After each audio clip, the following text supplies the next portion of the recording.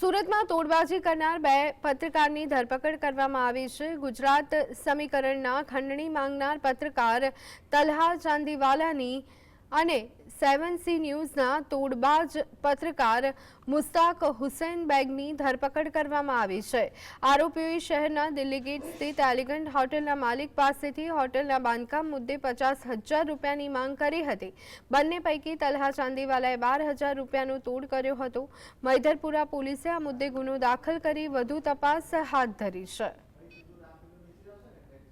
બે પત્રકારો જે એકનું નામ છે તલ્હા ચાંદીવાલા, જે ગુજરાત સમીકરણ નામનું ન્યૂઝપેપર ચલાવતા હતા, અને બીજો છે મુસ્તાક હુસેન બેગ, જે પણ પોતે પત્રકાર હોવાનું જણાવી અને બંને જણાએ અલગ અલગ રીતે 50,000 રૂપિયાની માગણી કરેલી હતી।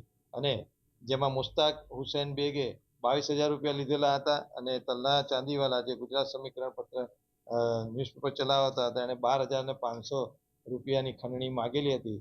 આ બંનેની જાહેરાત ફરિયાદી આપતા બંને અલગ અલગ ગુનાઓ દાખલ કરી પોલીસે બંને આરોપીઓની અટક કરી।